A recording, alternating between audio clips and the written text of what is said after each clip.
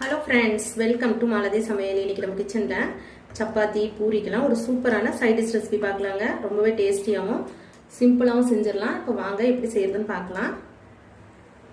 செய்ய ஆரம்பிச்சிரலாம். pan வெச்சிருக்கேன். panல ஒரு 3 ஸ்பூன் அளவுக்கு ஆயில் ஊத்திரலாம். ஆயில் நல்லா சூடாகட்டும்.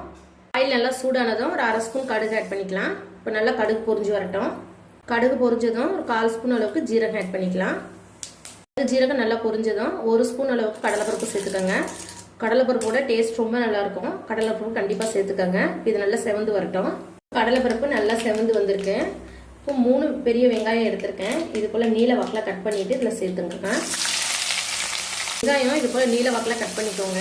அப்போ தான் டேஸ்ட் ரொம்ப நல்லாயிருக்கும். நல்லா மெலிசாக கட் பண்ணிக்கோங்க.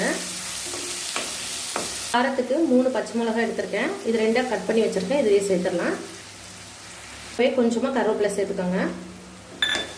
இப்போ வெங்காயம் ஓரளவுக்கு வதங்கினா போதும், ரொம்ப வதங்கணும்னு கிடையாது. ஒரு நிமிஷம் போல் வதக்கி எடுத்துக்கலாம். இப்போ வெங்காயம் வதங்குற அளவுக்கு ஒரு 1/2 ஸ்பூன் உப்பு சேர்த்துடலாம். உப்பு வந்து அதிகமாக தேவைப்படாது. உப்பு 1/2 ஸ்பூன் உப்பே சரியாக இருக்கும். இப்போ வெங்காயம் ஓரளவுக்கு வதங்கினா போதும். இப்போ வெங்காயம் ஓரளவுக்கு வதங்கி வந்திருக்கு. இந்த அளவுக்கு வதங்கினா போதும், ரொம்ப சேர்ந்து வரணும்னு கிடையாது. மீடியம் சைஸ் ஒரு தக்காளி இதில் சேர்த்துடலாம். தக்காளியும் ஓரளவுக்கு வதங்கினா போதும். கூடவே ஒரு துண்டு இஞ்சி, 3 பல்லு பூண்டு இது போல் நச்சு வச்சுருக்கேன். இதில் சேர்த்துடலாம். இது போல் தட்டிட்டு சேர்த்துக்கோங்க. இதையே 1 நிமிஷம் போல் வதக்கி எடுத்துக்கலாம்.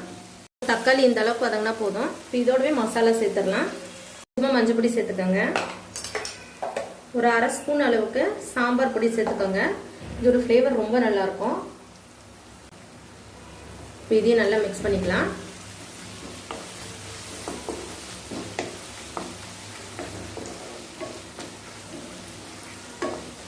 இப்போ எல்லாம் மசாலா வதங்கி வந்திருக்கு. இந்த டைமில் இப்போ 1 டம்ளர் அளவுக்கு தண்ணி சேர்த்துக்கலாம். தண்ணி வந்து அதிகமாக சேர்க்க வேண்டாம். தண்ணி சேர்த்துட்டு ஒரு கொதி வரட்டும். இப்போ நல்லா கொதிச்சு வரட்டும். க்ளோஸ் பண்ணி வச்சிடலாம். நல்லா கொதிக்க ஆரம்பிச்சிருச்சு. இந்த டைமில் உப்பு தேவைப்பட்டுச்சுன்னா செக் பண்ணிவிட்டு சேர்த்துக்கோங்க. இப்போ கடைசியாக இதோட கடலை மாவு சேர்த்துக்கலாம். 3 ஸ்பூன் அளவுக்கு கடலை மாவு சேர்த்துக்கலாம்.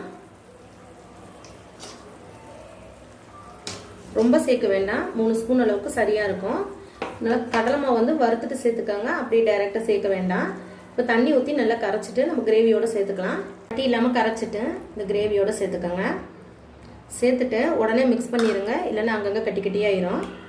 இதே 1 நிமிஷம் போல் கொதிக்க வச்சுக்கலாம். ரொம்ப நேரம் கொதிக்க வைக்க வேண்டாம். ஊற்றின உடனே நல்லா திக்காயிடும். ஊற்றும் போதே கிண்டிக்கிட்டே ஊற்றிக்கோங்க, இல்லைன்னா கட்டிப்பட்டுரும். இது 1 நிமிஷம் மட்டும் கொதிக்க வச்சா போதும். கடலமோட வாசனைலாம் வராது நம்ம வறுத்துட்டு செஞ்சதுனால.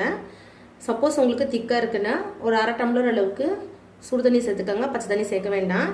இப்போ இது நல்லா கொதிச்சு வரட்டும். 1 நிமிஷம் போல் நல்லா கொதிச்சு திக்காக வந்திருக்கேன். கடைசியாக பொடியாக இருக்குன்னு கொத்தமல்லி சேர்த்துக்கோங்க. கொத்தமல்லி தாராளமாக சேர்த்துக்கோங்க. டேஸ்ட் ரொம்ப நல்லாயிருக்கும். கொத்தமல்லி சேர்த்துட்டு நல்லா மிக்ஸ் பண்ணிவிட்டு அடுப்பு ஆஃப் பண்ணிடுங்க. ஒரு 10 நிமிஷத்தில் சிம்பிளாக டேஸ்டியாக பூரி சப்பாத்திக்கெலாம் ஒரு சூப்பரான கிரேவி ரெடி பண்ணியாச்சு.